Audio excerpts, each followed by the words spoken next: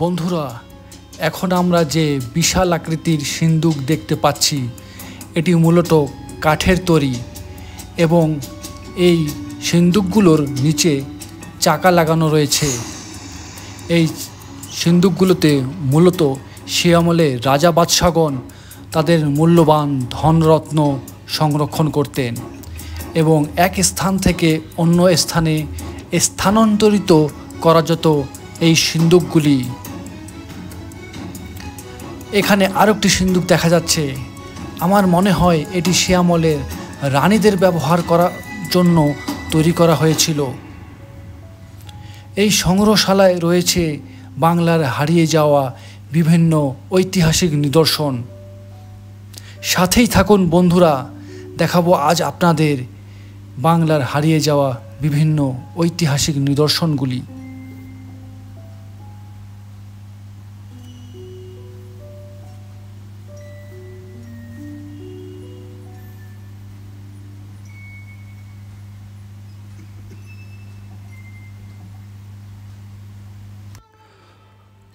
বাংলার ঐতিহ্য কারুশিল্পের জাদুঘর সোনারগাঁ জাদুঘর। বন্ধুরা, আজ আপনাদের নিয়ে যাচ্ছি এক জাদুময় জায়গায়, যেখানে বাংলাদেশের লোকসংস্কৃতি, কারুশিল্প এবং ইতিহাস মিশে গেছে এক সোনালী স্মৃতির ভাণ্ডারে। হ্যাঁ বন্ধুরা, আজ আমরা যাচ্ছি সোনারগাঁ জাদুঘরে। এখন আমরা অবস্থান করছি সোনারগাঁ জাদুঘরের মূল ফটকের সামনে। ফটকটির সামনেই রয়েছে শিল্পাচার্য জয়নুল আবেদিনের ভাস্কর্য। আস্তে আস্তে সামনে এগিয়ে যাচ্ছি এবং অনুভব করছি যেন এক নতুন অধ্যায়ে আমরা পদার্পণ করছি।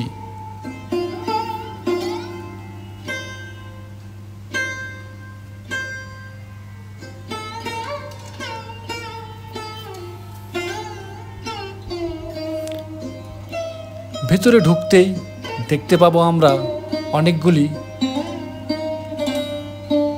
ছবি।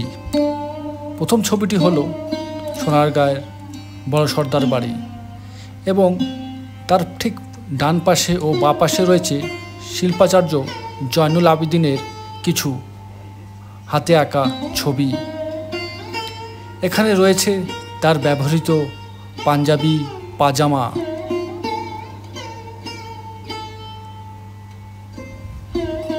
এবং তিনি যে সকল সরঞ্জাম ব্যবহার করতেন চিত্রাঙ্কনের জন্য, সেই ইনস্ট্রুমেন্টগুলো দেখুন বন্ধুরা।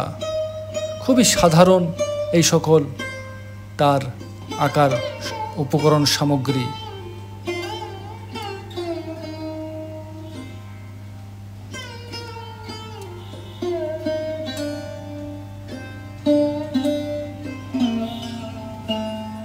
সোনারগাঁয়ে প্রাচীন বেশ কিছু ঐতিহাসিক নিদর্শন রয়েছে, যেমন পানামনগর, বড় সর্দার বাড়ি।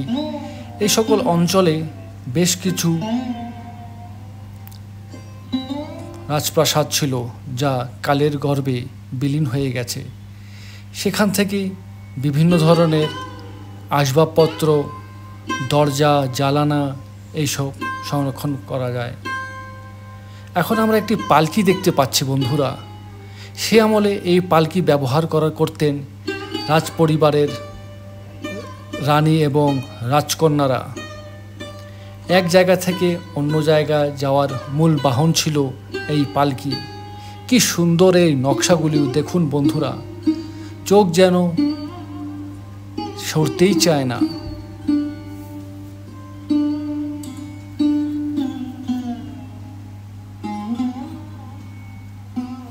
বিভিন্ন মৃৎশিল্পের প্রদর্শনী এখানে লক্ষ্য করা যায়। 1975 সালে প্রতিষ্ঠিত এই জাদুঘর মূলত চিত্রশিল্পী জয়নুল আবেদিনের উদ্যোগে গড়ে ওঠেন। লক্ষ্য ছিল বাংলার লোকজ শিল্প ও সংস্কৃতি সংরক্ষণ ও প্রচার করা।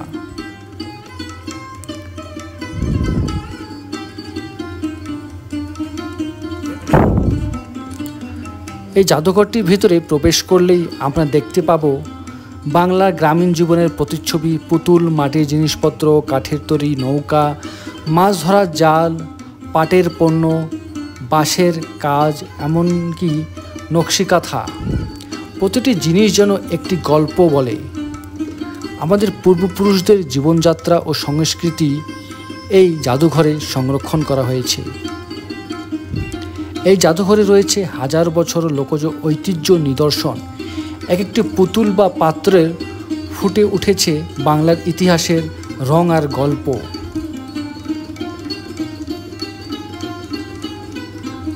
প্রতি বছর জানুয়ারি মাসে এখানে বসে লোক ও কারুশিল্প মেলা। মেলায় দেশের বিভিন্ন প্রান্ত থেকে কারুশিল্পীরা আসেন তাদের হাতের তৈরি পণ্য নিয়ে। গানের দল, পালা গান, বাউল গান সব মিলিয়ে যেন এক বর্ণিল উৎসব। এ সময় ঘুরতে এলে দেখা যায় প্রাণবন্ত বাংলাদেশ। বাংলার প্রাচীন ঐতিহ্য ফুটে ওঠে এ সকল মেলায়, যার রং, গন্ধ ও শব্দ ভরপুর থাকে জাদুঘর ও তার চারপাশ। জাদুঘরটির চারপাশে পরিবেশ দেখা যায় সবুজ গাছপালা, দিঘি, লাল ইটের স্থাপনা সব মিলিয়ে এক প্রশান্তির আবেশ তৈরি করে। পাশে রয়েছে বড় সর্দার বালি, পানামনগর। এসব জায়গায় একসঙ্গে দেখে নেওয়া যায় খুব কম সময়ের মধ্যেই। চাইলে আপনারা ছুটির দিনগুলোতে এই স্থানে ঘুরে যেতে পারেন। এটি হলো একটি দোলনার ফ্রেম। সে সময় এই ফ্রেমটিতে শিশুদেরকে দোল খাওয়ানো হতো। আর এটি হলো সে আমলের এক দরজা। দেখুন বন্ধুরা, এই দরজাটি কতটা নান্দনিক এবং শিল্পকর্ম ফুটে উঠেছে প্রতিটি দেয়ালের ভাঁজে ভাঁজে।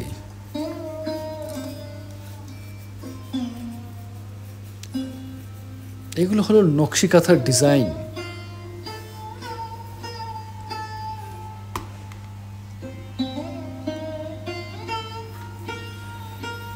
জাদুঘরটি ঘুরছি আর মনে হচ্ছে যেন হারিয়ে যাচ্ছি বাংলার প্রাচীন ঐতিহ্যের এক মহাসাগরে।